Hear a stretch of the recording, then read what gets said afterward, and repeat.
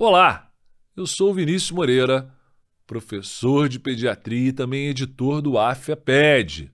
Seja muito bem-vinda, seja muito bem-vindo aos nossos videocasts aqui no YouTube. Divulgue a nossa página e esteja com a gente. Hoje a gente vai falar sobre um assunto controverso, que ainda não tem uma resposta definitiva, mas exatamente por isso é bom que a gente fale sobre ele, que a gente discuta. E a Sociedade Brasileira de Pediatria trouxe à luz esse assunto, que é sobre o uso do hormônio do crescimento, do GH, e possíveis efeitos colaterais. Vamos falar sobre isso. Vem com a gente.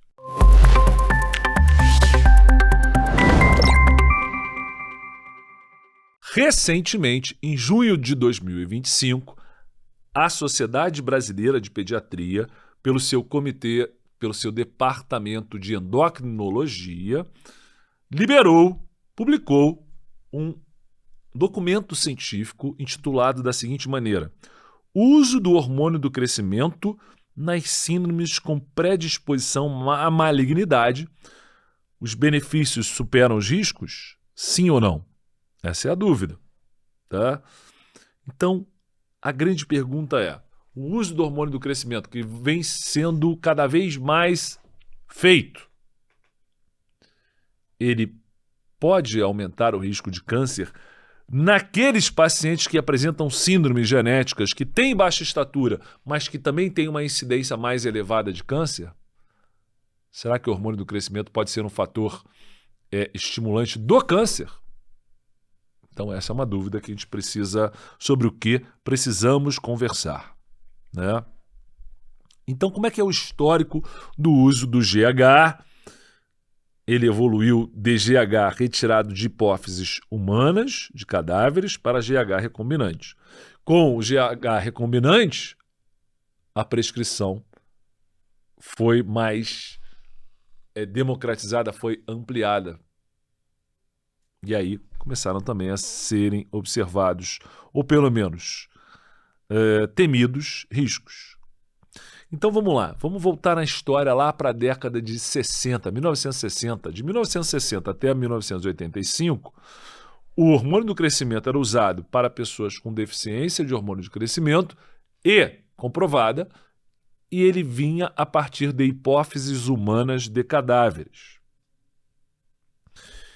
Porém, esse uso podia levar a uma doença gravíssima, mais conhecida como doença da vaca louca, uma doença infecciosa, também conhecida popularmente como doença da vaca louca, mas que tem um outro nome, que é a doença de Creutzfeldt-Jakob, mas que leva a uma deterioração neurológica gravíssima. Então, só usava quem realmente precisava muito. Mas houve a introdução do GH recombinante humano. Então, o risco da doença da vaca louca se desfez. Tá ótimo. E aí, não só quem apresentava deficiência do GH começou a utilizar o hormônio do crescimento, mas também em outras síndromes, tendo ou não deficiência de GH, mas com sabida baixa estatura final, em algumas síndromes começou a ser usado o hormônio do crescimento recombinante, a saber, Turner, Noonan, Prader-Willi, que mais? Insuficiência renal crônica, pacientes com pequenos para a idade gestacional, com retardo do crescimento intrauterino, que apresentavam dificuldades no crescimento linear, baixa estatura sem deficiência de GH, né? Todos com benefício com o tratamento. Mas o uso em larga escala pode trazer ou não problemas. E um problema que se levanta, né, que precisa ser conversado, embora não solucionado com esse documento científico, mas faz um alerta para que a gente fique atento, é sobre câncer naqueles pacientes que têm risco tumoral pela sua própria doença de base, né? GH e IGF-1, que é o hormônio semelhante à insulina, que é o mediador da ação a partir do GH. Então o GH estimula o IGF-1, é o seu agente de ação, a agir no ponto final, no órgão final, na célula final. Será que eles têm implicação em carcinogênese? O que estudos in vitro em animais sugerem? Que o hormônio do crescimento e o IGF-1 desempenham um papel central no desenvolvimento e na progressão do câncer.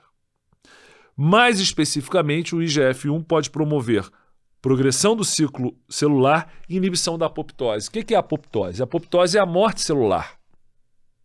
E a célula maligna precisa morrer. Se ela não morre, ela prolifera e leva ao câncer de fato. Né? Então, há um papel na carcinogênese? Pelo menos em teoria, pode haver sim. Então vamos pegar primeiro um grupo de crianças sem câncer prévio ou fatores de risco para desenvolver câncer. A evidência clínica não confirma a associação do uso do GH recombinante e neoplasia. Então, já foram feitos trabalhos em crianças sem histórico de câncer, de neoplasia, sem terem doenças relacionadas a maior incidência de câncer e que usaram GH recombinante e não desenvolveram neoplasia. Mas há questionamentos em relação a esses estudos que mostraram esses resultados, vistos que sempre pode, a gente deve estar alerta para isso, é uma coisa chata de falar, mas a gente deve viver no mundo real, sempre pode haver uma pressão da indústria farmacêutica. Sempre. Nunca deixe de desconfiar de que há interesses econômicos envolvidos, isso é fato, né? E que pode haver algo que não é divulgado, pode haver uma tendenciosidade em pesquisas, então a gente tem que estar sempre atento. Mas vamos sair desse grupo sem doenças relacionadas a câncer. Grupos de pacientes com doenças genéticas, com alterações de reparo do DNA, que têm mais risco de câncer. Como é que fica o uso do GH nestes pacientes? Eu vou falar mais especificamente deles, né? Mas o próprio documento que está lá no site da SBP, né? O próprio documento que está lá no site da SBP, ele traz uma tabelinha e eu gostaria de mostrar essa tabelinha para vocês. Tá? Vamos lá. Síndrome de Down. Neoplasias mais prevalentes na síndrome de Down. Leucemia. Sendo que, nas aulas que eu falo sobre neoplasia, eu falo que a leucemia é 20 vezes mais incidente. Há um risco, melhor dizendo. Há um risco 20 vezes maior de um paciente com Down ter leucemia linfocítica aguda do que um paciente que não tem síndrome de Down. Então, o risco é 20 vezes maior de ter uma LLA num paciente com síndrome de Down. Mas uma coisa que eu não falo em aula, que me surpreendeu nesse documento, foi uma informação nova para mim, é que o risco de LMA é 150 vezes maior num paciente com Down. A boa notícia é que a LMA, que é uma leucemia mais difícil de tratar, no paciente com Down é mais fácil. Responde melhor ao tratamento. Ao contrário da LLA no Down, que responde pior do que na população em geral. O paciente com Down, ele vai ter uma estatura final menor? Sim. Então, o GH recombinante vale a pena? Bem, no curto prazo, no crescimento linear, sim. Mas e no longo prazo? Será que ele aumenta a neoplasia? Sim ou não? Dúvida. Neurofibromatose tipo 1, aumento, risco de neurofibromas, lesões esqueléticas, glioma de vias ópticas. Há risco de câncer. GNRH na neurofibromatose, uso controverso. Mesmo quando é documentada a deficiência real de GH nesses pacientes. Precisamos de mais estudos. Anemia de Fanconi. Bem, anemia de Fanconi, uma doença da medula óssea, tem risco grande de síndromes mielodisplásicas, leucemias, tumores sólidos, de cabeça e pescoço e câncer genital. Então, como é que fica o GH recombinante para esses pacientes? Esses pacientes são pacientes que serão tratados com transplante de células-tronco. Transplante de medula. Né? Transplante de medula. TMO. Muito bem. Esse transplante, o momento prévio ao transplante, contraindica o uso do GH. Após o transplante, esses pacientes podem ou não usar GH. Também é controverso. Né? O mesmo se aplica para Black Fan Diamond, onde leucemia, mielodisplasia, sarcoma ósseo, câncer genital são mais prevalentes. Uso a longo prazo, desconhecido. Mas há situações como Schwarzman Diamond, onde eu tenho risco de síndrome mielodisplásica e leucemia, e síndrome de Bloom, que eu posso ter leucemia, linfoma, carcinoma. Nessas duas situações, o uso está, pelo menos atualmente, contraindicado o uso do GH. Tá? Mas essa é a nossa tabelinha resumida. Vamos falar mais detalhadamente sobre essas alterações, essas doenças, essas alterações genéticas e a segurança no uso do GH. Né? Visto que com GH recombinante eu não tenho mais o problema da infecção que pode levar à doença da vaca louca, a uma degeneração neurológica, né? Que era o que acontecia com o uso de hipófises humanas de cadáveres. Muito bem, então o uso ficou mais seguro nesse sentido, mas e o risco de leucemia e o uso de GH no paciente com síndrome de Down? Vamos lá. Primeiro, falando da síndrome de Down, é a trissomia mais prevalente entre os seres humanos.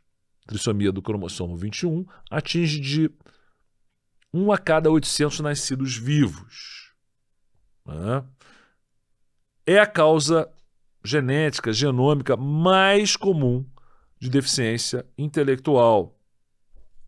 Né? E também associada a uma série de outras condições médicas, como cardiopatias congênitas, defeito do septo atrioventricular com destaque, apneia do sono, doenças autoimunes, hipotireoidismo, leucemias, atraso puberal, infertilidade. Né? E aí, esses pacientes com Down, quando foi feito estudo avaliando o eixo hipotalâmico hipofisário, secreção do GHRH, que é o hormônio liberador do GH, secretado pelo hipotálamo, que age na hipófise, que secreta o GH. Testes de estímulo com insulina, clonidina, levodopa, mostrando a resposta da secreção de GH, há uma resposta ruim nesses pacientes. Então, esse paciente precisaria de um estímulo a mais para crescer. Né? Muito bem. Baixas concentrações também do IGF-1, que é fator mestre para o crescimento. A gente falou aqui que o IGF-1 é o mediador da ação do GH. Ele que vai trazer o resultado do GH. E também é importante para a estruturação neurológica.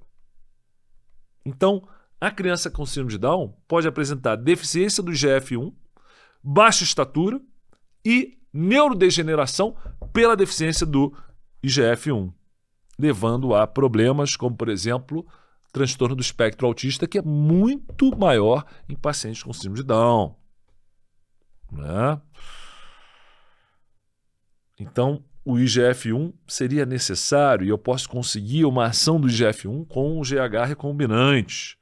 Por outro lado, um risco de leucemia muito maior na população com síndrome de Down. E aí? Né? Além de síndrome mielodisplásica transitória na fase de lactente, até 30% dos pacientes com Down desenvolvem. Né? E aí, pode ou não pode fazer GH nesses pacientes? Eles precisam, mas ao mesmo tempo há um risco maior de leucemia. Então, vamos para os estudos. os estudos dizem que quanto à eficácia do GH em pacientes com Down, há um efeito benéfico, né, no incremento da velocidade, quando comparado aos pacientes com síndrome de Down não tratados. E a segurança? Risco de leucemia. Até então, não se mostrou aumento da leucemia nos pacientes com Down que usaram GH. Né? Isso é muito bom. Mas aí entram outros fatores. Como é que a gente vai lidar com a família do paciente com síndrome de Down? O que eu recomendo? A verdade é sempre o melhor caminho, né? Então, colocar isso, que de fato o hormônio de crescimento terá efeito no crescimento linear. Em relação ao cognitivo, nada foi provado, que ao aumentar a ação do IGF-1 pode melhorar o cognitivo do paciente com Down, que é uma preocupação. Mas não tem como dizer isso. No crescimento linear foi possível medir boa resposta, mas que, pelo menos em teoria, haveria um aumento do risco de leucemia, embora isso não tenha se mostrado na prática até então. E mais, o paciente com Down ele tem a autonomia da decisão? Isso deve ser dado a ele, mas até pela própria questão cognitiva, isso fica prejudicado. Então, cartas na mesa, para que se tomem decisões, certo? Neurofibromatose tipo 1, quando o GH é uma dúvida, né? Então, o neurofibromatose é uma síndrome genética que altera uma via de proteína quinase ativada por um mitógeno conhecido como RAS. Né? A neurofibromatose pode estar associada à síndrome de Noonan, que é uma síndrome com baixa estatura, certo? E também com a síndrome de Turner. Muito bem. Então, há uma sobreposição de características, dismorfologia facial, anomalias cardíacas e déficit de crescimento pós-natal. Isso acontece. Tá? Lembra que a neurofibromatose é caracterizada por aquelas manchas café com leite. Quem lembra quantas manchas café com leite para definir a neurofibromatose? Mais do que 5. Nos pré-púberes, né? Na verdade, 6 ou mais manchas, com mais de 5 milímetros nos pré-púberes e mais de 15 milímetros nos pós-púberes. Então, o número de manchas é igual a partir de 6. O tamanho é que vai ser um pouco maior nos pós-púberes. Muito bem. Agora, risco de neurofibroma, tumores, risco de glioma da via óptica, neoplasia. Então, por um lado, o GH recombinante, ele é eficaz no incremento da velocidade de crescimento nesses pacientes, principalmente quando coexiste uma síndrome, que é a síndrome de Noonan, onde a baixa estatura é uma característica. O Noonan é como se fosse o Turner do menino. Tem um crescimento inadequado, tem cardiopatia congênita, que é muitas vezes a estenose pulmonar. Tem aquele pescoço alado, como no Turner na menina. Né? Mas é uma doença muito relacionada a tumores. E não só tumores, lesões esqueléticas como a escoliose podem piorar com GH. Então, aqui há uma necessidade de balança, colocar na balança, sem dúvida. Com parcimônia. Do ponto de vista objetivo, trabalhos mostram que essa reposição em pacientes com neurofibromatose tipo 1 e que comprovadamente têm deficiência de GH, há um crescimento mais efetivo com o uso do GH. Tá? Agora, se eu comparar esses pacientes com pacientes com deficiência do hormônio do crescimento idiopática que não tem neurofibromatose, a resposta nos pacientes com deficiência de GH idiopática foi melhor do que nos pacientes com neurofibromatose, certo? Mas, e os tumores? Não se tem resposta ainda para isso. Então, mais uma situação que eu preciso colocar na balança. Certo? Pessoal, você que ainda não está conosco no curso de atualização, o que está faltando para você ficar com a gente como um todo, efetivamente? a cada instante. Pois é, para quem está no nosso curso de atualização, a gente dá uma continuidade nesse vídeo, ele fica por completo. Se você não está ainda conosco nessa atualização constante, perene na pediatria, espero que você tenha gostado desse vídeo até o momento, que também assista outros que a gente tem aqui no nosso canal, no AFIAPED, no YouTube, e se anime a fazer parte do nosso time e crescer ainda mais profissionalmente. Eu te espero lá do outro lado.